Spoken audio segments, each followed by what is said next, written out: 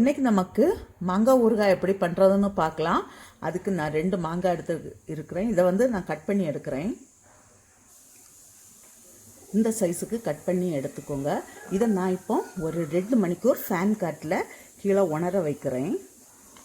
அதுக்கு பிறகு செய்கிறதுக்கு ஸ்டார்ட் பண்ணலாம். இது 2 மணிக்கூர் நான் ஃபேன் காட்டில் வச்சு எடுத்தாச்சு.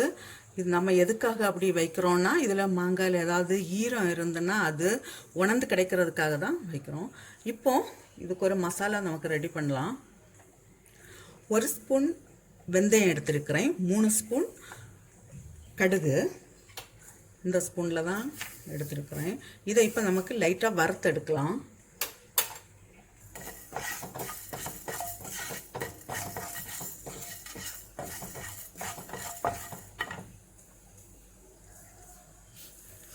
அது கொஞ்சம் வறுபட்ட உடனே கடுகும் போடலாம்.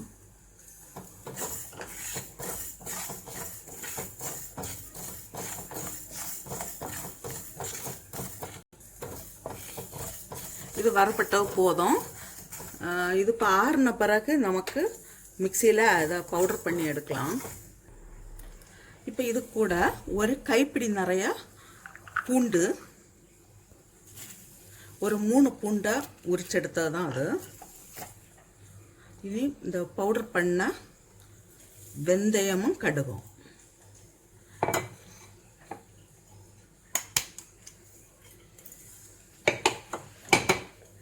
இந்த மிக்சியிலே நான் இப்போ கொஞ்சமாக கல்லுப்பு பொடிச்செடுக்கிறேன்.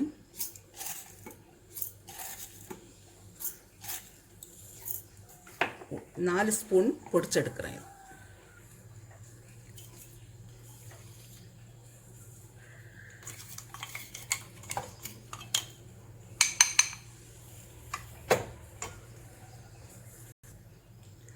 இது மஞ்சள் தூள் ஒரு 1/4 ஸ்பூன்,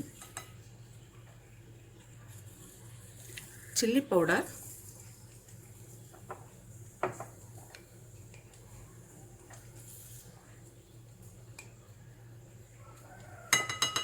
இந்த ஸ்பூனுக்கு 5 ஸ்பூன் போட்டிருக்கிறேன்.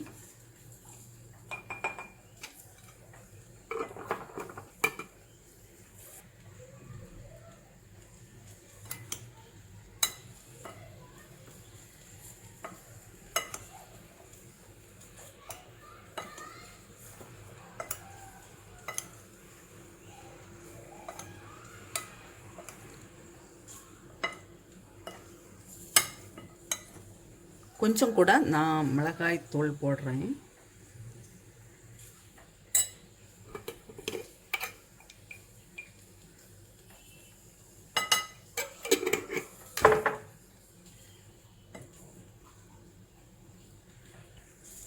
இனி இதுக்கு ஒரு தாளிப்பு கொடுக்கலாம்.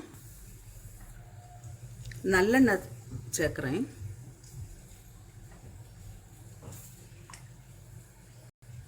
கொஞ்சம் கடுகு,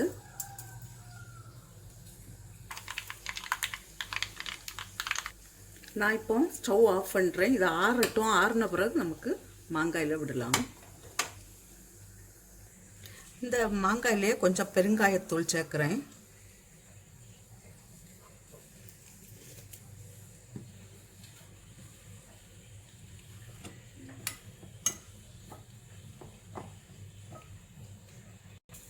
இப்போ இந்த ஆயிலையும் இதில் சேர்த்து மிக்ஸ் பண்ணி கொடுக்கலாம்.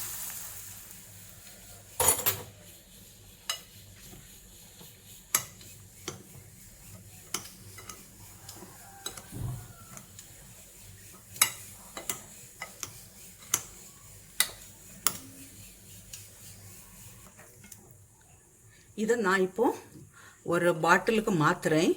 1 வாரம் கழித்து நமக்கு இதை யூஸ் பண்ண தொடங்கலாம். 1 வாரம் கழித்து நமக்கு பார்க்கலாம்.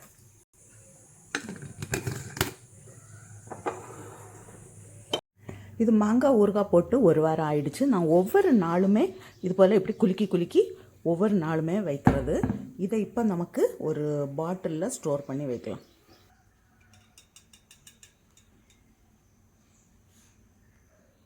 பாருங்கள் ஊறுகாய் எப்படி இருக்குன்னு. இதை நான் இப்போ சின்ன பாட்டிலில் போட்டு வைக்கிறேன். இது ரொம்ப நாள் வெளியே வைக்க முடியாது, ஏன்னா நான் வந்து சால்ட்டும் குறைவாக தான் போட்டிருக்கிறேன், ஆயிலும் குறைவாக தான் போட்டிருக்கிறேன். நான் ஃப்ரிட்ஜில் தான் இதை ஸ்டோர் பண்ணி வைக்கிறேன். இதே போல் நீங்களும் செய்து பாருங்கள்.